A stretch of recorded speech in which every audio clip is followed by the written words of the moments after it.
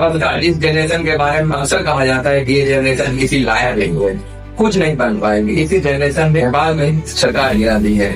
नेपाल के प्रधानमंत्री के.पी. शर्मा ओली को मजबूर कर दिया इस्तीफा देने पर। अब वो अलग बात है कि प्रोटेस्ट इस हद तक पहुंच गया, प्रधानमंत्री के घर पर भी आग लगा दी गई है। पार्लियामेंट भी आग की लपटों में गिर चुका है। फाइनेंस मिनिस्टर को तो सड़कों पर निकालकर जूतों से मारा गया प्रोटेस्टर्स के द्वारा। और इसी समय एक अनफॉर्चुनेट डेथ हुई पूर्व प्रधानमंत्री की वाइफ की। जब उनके घर पर आग लगाई गई तो फिर सवाल यह होता है कि आगे क्या कारण है इस सब दूसरे के पीछे। क्या सिर्फ सोशल मीडिया बैन करने की वजह से हमें ये सब देखने को मिल रहा है? इसका जवाब है दोस्तों नहीं, इसके पीछे कारण इससे कहीं ज्यादा और गहरे हैं। आइए समझते हैं कि आज की इस वीडियो में यह बात है 8 सितंबर 2025 की। नेपाल की राजधानी काठमांडू में हजारों लोगों की भीड़ इकट्ठी हुई थी प्रोटेस्ट करने के लिए। इनमें से ज्यादातर लोग 2025 साल के नौजवान जिन्हें जैन जी कहा जाता है। किसी ने स्कूल की यूनिफॉर्म पहनी हुई थी तो किसी ने कॉलेज की। इस प्रोटेस्ट को हामी नेपाल नाम के एनजीओ ने ऑर्गेनाइज किया था और प्रोटेस्टर्स काठमांडू के बीच मौजूद एक सिंबॉलिक मॉन्यूमेंट माइती मंडल से पार्लियामेंट की तरफ मार्च कर रहे थे। यह मार्च लगभग पूरी तरीके से नॉन वायलेंट और पीसफुल था, लेकिन सरकार के द्वारा पुलिस को तैनात किया जाता है प्रोटेस्टर्स को रोकने के लिए और police water cannon, tear gas और रबर बुलेट्स इस्तेमाल करना शुरू कर देती है। देखते ही देखते पुलिस और प्रोटेस्टर्स के बीच में देखने को मिलता है। कुछ प्रोटेस्टर्स पार्लियामेंट कॉम्प्लेक्स के अंदर भी घुस जाते हैं, लेकिन पुलिस जो यहाँ पर करती है उसे पूरा देश देखकर दंग रह जाता है। पुलिस ओपन फायर कर देती है प्रोटेस्टर्स को सीधा लाइव बुलेट से कम 19 प्रोटेस्टर्स यहाँ पर मारे जाते हैं। ज्यादा से ज्यादा लोग घायल हो जाते हैं। यह कोई रबर बुलेट्स नहीं थे बल्कि एक्चुअल बुलेट्स थी। मरने वालों में से एक 12 साल का बच्चा भी था। जाहिर सी बात है इस तरीके की तमाशा देखकर कोई भी चुप नहीं बैठना चाहेगा। जैसे ही यह खबर फैली लोग सड़कों पर आ जाते हैं। प्रोटेस्टर्स की संख्या बड़ी तेजी से बढ़ जाती है। पूरी की पूरी सड़क लोगों से भर जाती है। सरकार घंटों में बनाए रखने के लिए दोपहर 3:30 बजे कर्फ्यू लगाने की कोशिश करती है, लेकिन फिर भी कुछ नहीं होता। प्रोटेस्ट और बढ़ते जाते हैं। काठमांडू के अलावा पोखरा, बुढ़वल, भरतपुर और दमन जैसे शहरों में भी प्रोटेस्ट होने लगते हैं। इन प्रोटेस्ट के होने के पीछे एक कारण जिसकी सबसे ज्यादा बात की गई है मीडिया में वो है सोशल मीडिया एप्स पर बैन लगाया जाना नेपाल में। असलियत में दोस्तों ये एक कारण जरूर है, लेकिन इससे बड़ी कई ज्यादा और कारण है जो कि करप्शन, सरकार की मिस गवर्नेंस, बढ़ती बेरोजगारी और सरकार में बैठे मंत्रियों का नेपोटिज्म, इन सब की आगे बात करते हैं। लेकिन पहले सोशल मीडिया वाले पॉइंट पर आए तो नवंबर 2023 में सोशल मीडिया कंपनी को ministry of communication and information technology के पास मैंडेटरी रजिस्ट्रेशन कराने और लोकल प्रेजेंस एस्टेब्लिश करने को कहा गया है। नेपाल की सरकार ने कहा था कि head speech, fake news, fraud और माफी क्राइम को रोकने के लिए जरूरी है, इसीलिए हम ऐसा कर रहे हैं। सरकार ने इस चीज को लेकर 5 पब्लिक नोटिस भी दिए बाद में, लेकिन 5 सोशल मीडिया प्लेटफॉर्म को छोड़कर किसी बड़े प्लेटफॉर्म में रजिस्ट्रेशन नहीं कराया। जिन कंपनी ने रजिस्ट्रेशन कराया उनमें सिर्फ एक बड़ा नाम शामिल था, चाइना का टिकटॉक। इसी बीच नेपाल के सुप्रीम कोर्ट ने भी अपने ऑर्डर में सरकार को रजिस्ट्रेशन न कराने वाले सोशल मीडिया प्लेटफॉर्म को बैन करने की अनुमति दे दी। फिर इसी साल 28 अगस्त की बात है, सरकार सोशल मीडिया प्लेटफॉर्म को कहती है कि 3 सितंबर तक खुद को रजिस्टर कराओ, नहीं तो बैन लगा दिया जाएगा। लेकिन ज्यादातर सोशल मीडिया कंपनीज ने ऐसा नहीं किया और इसी कारण से 26 सोशल मीडिया प्लेटफॉर्म देश से बैन हो गए। Facebook, Instagram, WhatsApp, YouTube, Snapchat और ट्विटर जैसे लगभग सभी बड़े सोशल मीडिया प्लेटफॉर्म इसमें शामिल थे। टिकटॉकर्स का कहना है कि सरकार ने इसलिए किया था ताकि वो सोशल मीडिया प्लेटफॉर्म को कंट्रोल कर सके और जनता की आवाज दबा सके। सोशल मीडिया पर बहुत से वीडियो वायरल हो रहे थे जो सरकार के करप्शन और नेपोटिज्म को एक्सपोज कर रहे थे। सरकारी मंत्रियों के किड्स और उनके लेडीज लाइफस्टाइल्स को एक्सपोज किया जा रहा था। असल में नेपाल की यंग पॉपुलेशन में करप्शन, बेरोजगारी और इकोनॉमिक इनइक्वालिटी को लेकर बहुत ज्यादा गुस्सा है। 2004 में नेपाल में यूथ अनएम्प्लॉयमेंट रेट 20.82% पर था। सोच करते हुए हर 5 में से 1 नौजवान बेरोजगार। यहाँ नई जॉब बहुत कम क्रिएट हो रही है और लोगों को जॉब ढूंढने के लिए दूसरे देशों में माइग्रेट करना पड़ रहा है। हालात इतनी खराब है कि हजारों लोग तो केवल पैसे के लिए रसिया यूक्रेन वार तक में लड़ने चले गए। फरवरी 2024 तक नेपाल के लगभग 15,000 से ज्यादा लोग रशियन मिलिट्री को ज्वाइन कर चुके थे। यहाँ इन लोगों को कुछ हफ्तों की ट्रेनिंग के बाद ही फ्रंट लाइन्स पर लड़ने के लिए भेज दिया जाता है। रसिया यूक्रेन वार में कई सारे नेपाली सिटीजन्स भी मारे गए हैं। मौत का खतरा होने के बावजूद ये लोग रसिया जाते हैं क्योंकि नेपाल में इनके लिए जॉब अपॉर्चुनिटी इतनी कम है और रसिया अपनी आर्मी को ज्वाइन करने के लिए है तो ट्रेडिंग ऑफर देता है। कुछ फाइटर्स का कहना है कि वो बोनस और सैलरी मिलाकर अप्रॉक्स $4,000 पर मंथ कमा लेते हैं, जो $5 लाख नेपाली रुपये से ज्यादा है। अब इन हालातों को देखकर अगर नेपाल के पॉलिटिशियंस थोड़ी हमदर्दी दिखाते, थोड़ी एम्पैथी दिखाते तो शायद सिचुएशन इतनी बिगड़ती नहीं। लेकिन सवाल इसका उल्टा, नेपाल में पॉलिटिशियंस के बेटे अपने लग्जरीज लाइफस्टाइल को शो ऑफ करने लगे, लोग आवाज उठाने लगे, हैशटैग को किड्स ट्रेंड करने लगा। जब बाद में सोशल मीडिया ऐप पर बैन लगाया गया तो टिकटॉक को ऐसे वीडियो से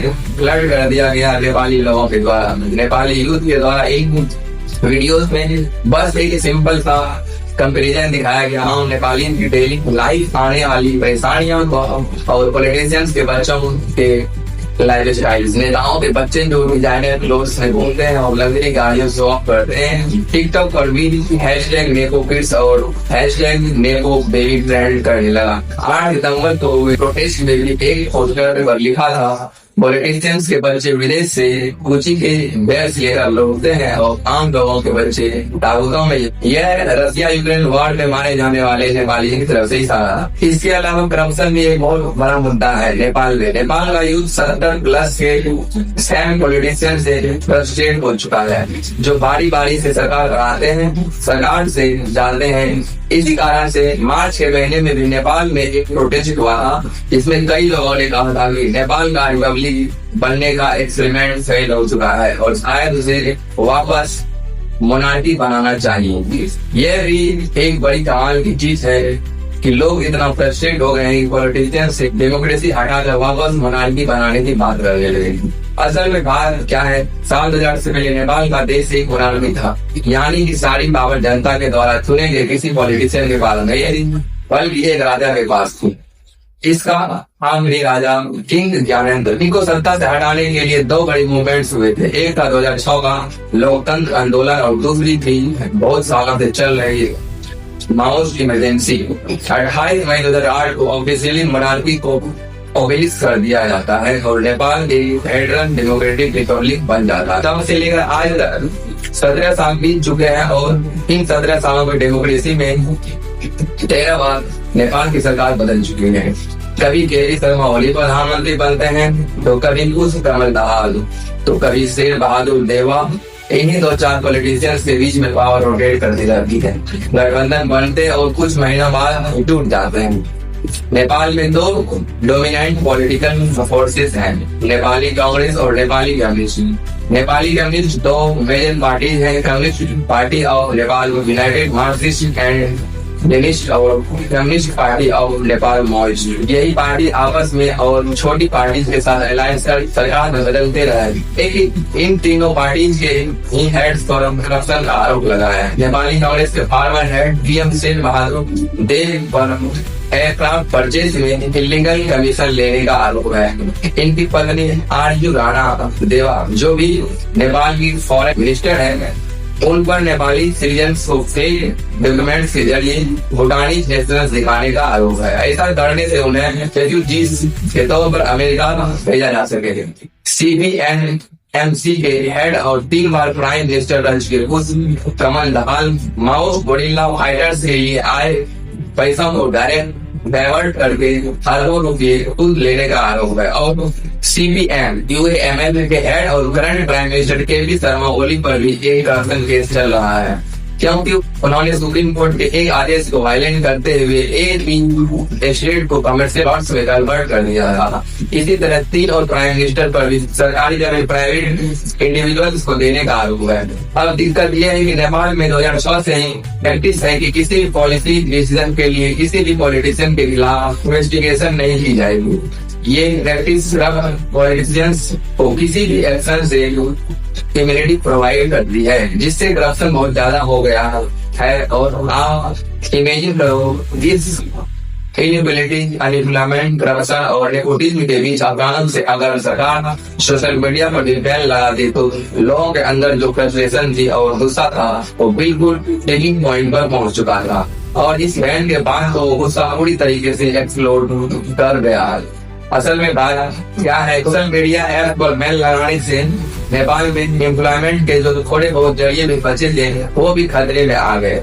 नेपाल की इकोनॉमी में टूरिज्म एक बहुत बड़ा रोल प्ले करता है, जो आउटरीच और बुकिंग्स के लिए सोशल मीडिया पर बहुत डिपेंडेंट है। इस बैन ने इस टूरिज्म इंडस्ट्री को पूरी तरीके से डिस्टर्ब कर दिया। इसके अलावा नेपाली फैमिली में इम्पैक्ट हुई जो ऑनलाइन मैसेजिंग एप्स का इस्तेमाल करती थी। विदेश में काम करने वाले अपने फैमिली मेंबर्स को प्रोटेक्ट करने के लिए एक एस्टिमेट के अनुसार जॉब्स और स्टडी के लिए लगभग 70 लाख से ज्यादा नेपाली बाहरी देशों में रहते हैं। इन चीजों ने दोस्तों इस प्रोटेस्ट को और ज्यादा फ्यूल कर दिया। और फिर जब लोग पीसफुल सड़कों पर उतरे प्रोटेस्ट करने के लिए तो नेपाल की सरकार ऐसे रिएक्ट कर दी जैसा कि कोई ऑथोरिटेरियन सरकार को प्रोटेस्ट भी नहीं करने देना। पुलिस को उतारो और लोगों पर गोलियां चलाना शुरू कर दो। सरकार अपने बैन को डिफेंड करने के लिए वही नेशनलिज्म का पुराना आर्गुमेंट का सहारा भी लेती है, जो अक्सर सरकार अपने खिलाफ को दबाने के लिए करते हैं। प्रधानमंत्री कहते हैं कि वह एरोगेंस के खिलाफ है, कुछ ऐसा स्वीकार नहीं करेंगे जिससे देश को कमजोर किया जाए। लेकिन अंत में सरकार को प्रोटेस्टर्स के आगे झुकना पड़ा। पहले होम मिनिस्टर ने मोरल ग्राउंड पर इस्तीफा दे दिया और सोशल मीडिया एप्स पर लगा बैन हटा दिया गया। लेकिन इसके बाद ही प्रोटेस्टर शांत नहीं हुए। प्रधानमंत्री और राष्ट्रपति के घरों में भी आग लगा दी जाती है।